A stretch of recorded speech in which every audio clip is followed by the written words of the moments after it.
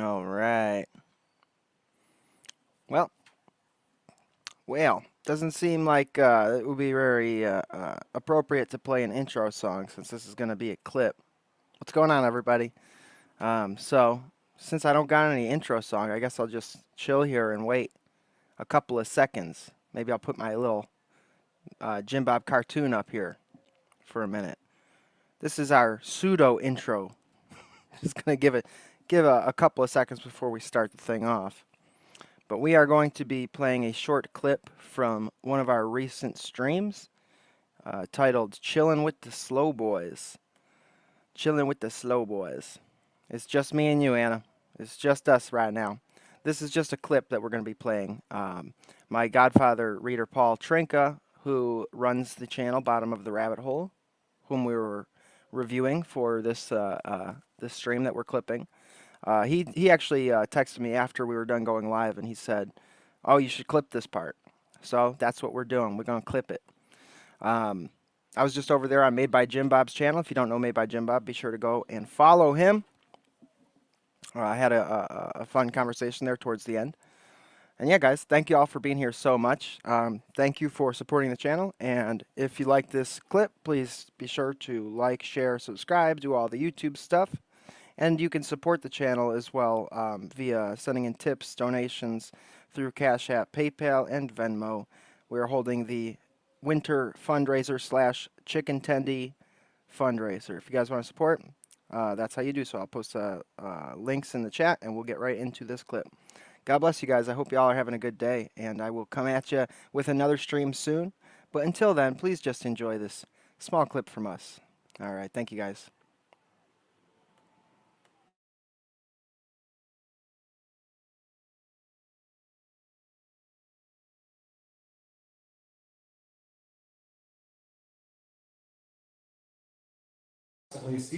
Okay, so just to comment on the subject of miracles, this was something that Travis brought up about miracles. Why don't I see miracles? Forgive me, Travis. I don't remember exactly what you said, but you had something along the lines.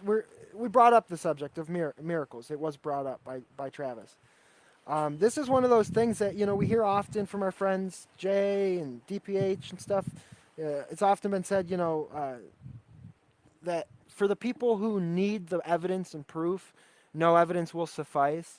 And for those who, don't need who don't feel like, God, show me signs and wonders, they will see the miraculous all the time.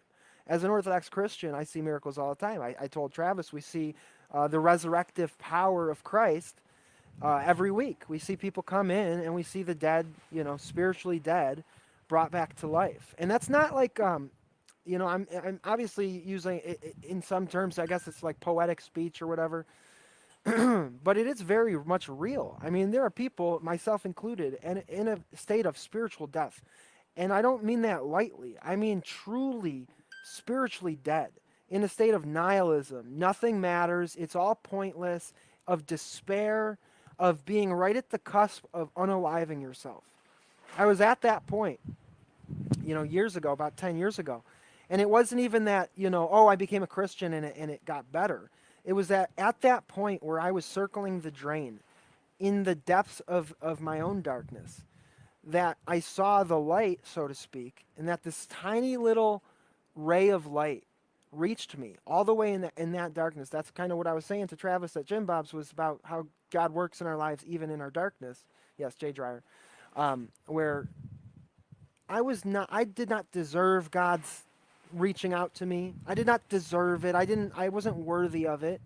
I mean, I was in a state of spiritual death and darkness that was entirely of my own creation, that was completely my fault, that I brought upon myself.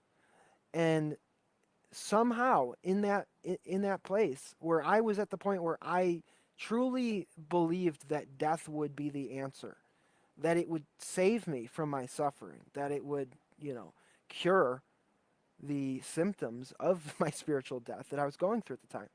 That was a demonic lie that the demons had whispered in my ear. Just jump in. I'm circling the drain, and they're like, just jump in the drain.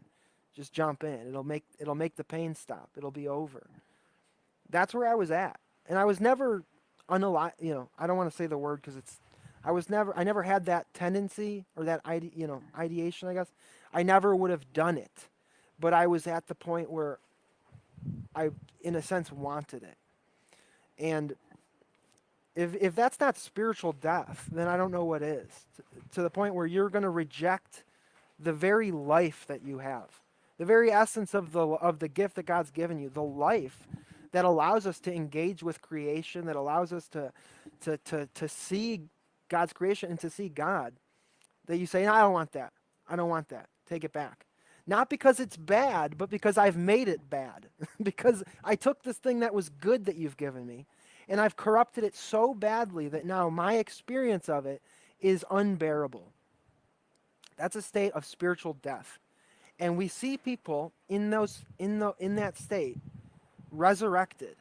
And not only do they not feel that they're circling the drain, not only are they not circling the drain and wanting death, but that it's not even just the inverse. Oh, I don't have that anymore. But that you have something so much greater that you could have never imagined even existed at that point of darkness. The things that I see now as a Christian, I didn't even realize they existed. As an atheist, as an agnostic, as a completely lost soul.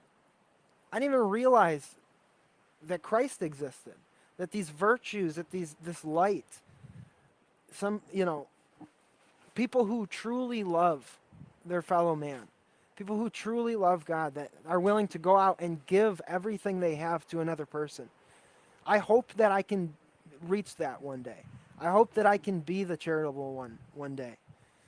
But when you encounter those real energies, charity, chastity, long-suffering, kindness, meekness, when you have a real experience of these things in people that are reflective of God, that are not self-serving, that are not like compromised versions of that to get praise from other people or to get some worldly thing, but just out of pure love for another person, that you'd be willing to sell your belongings to help someone in need, to feed the hungry.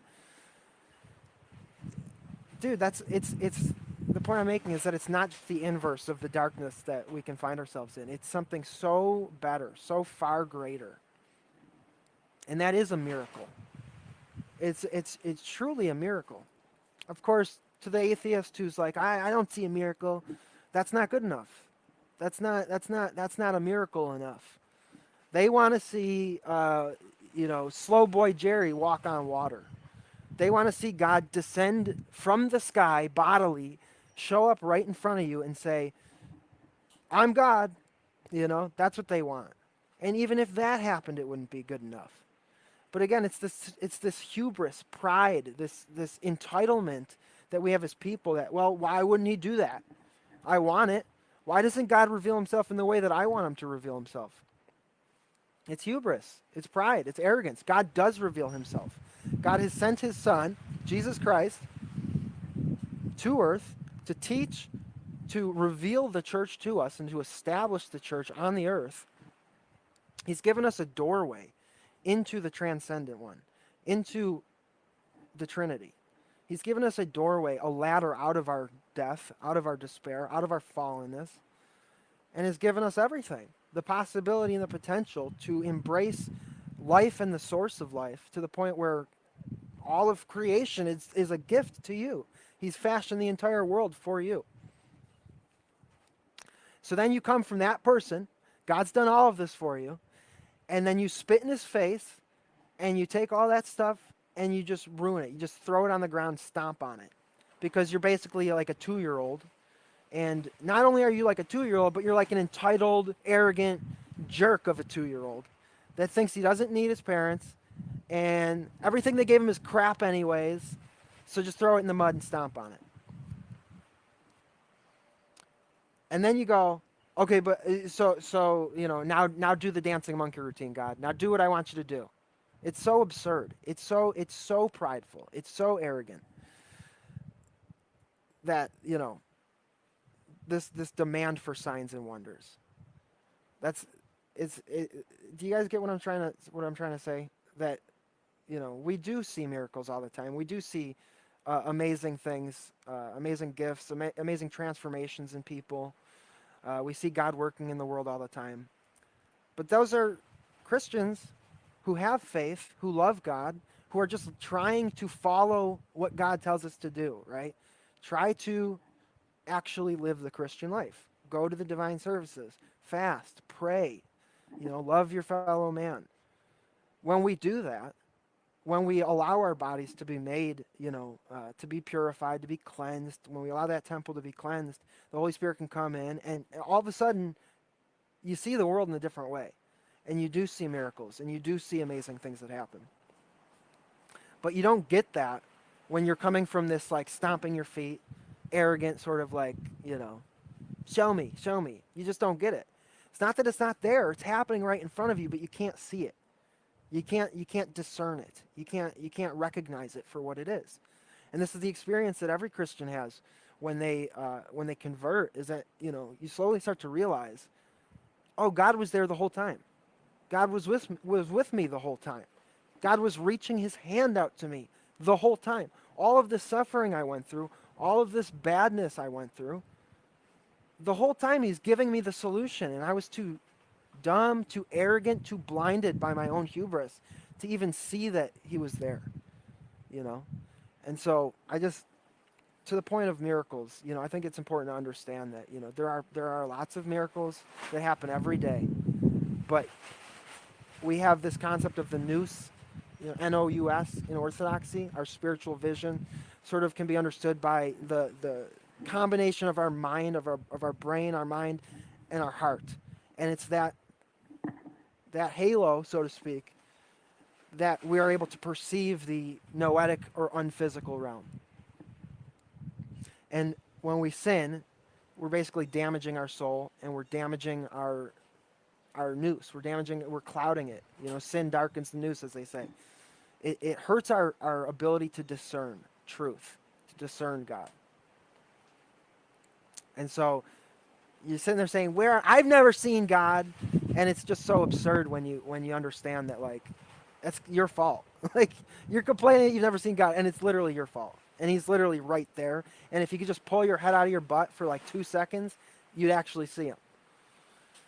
All right, y'all. That's it. That's the clip. Where am I? That's the clip, y'all. Thank you guys so much for being here. Just wanted to share that. Like I said, Reader Paul from Bottom of the Rabbit Hole, he messaged me and told me, hey, you gotta make that a clip. That was a good way of putting it. So thank you, Reader Paul, for your support and your encouragement.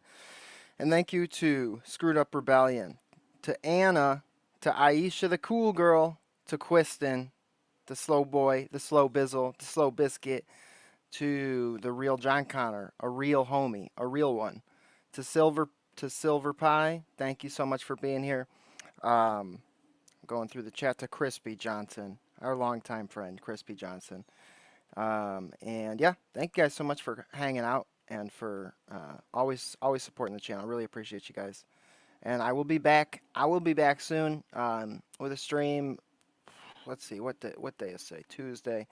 Maybe even tomorrow. I might even hop on tomorrow. What else is going on tonight? I think Baisley Analyzer might be doing a show tonight. If that's the case, then go and follow him, support him. And I see Living Orthodox, Father Mikhail just posted a video. So yeah, guys, go support the homies, go to church, and keep struggling. God bless you guys, and I'll see y'all in the next one. Peace out.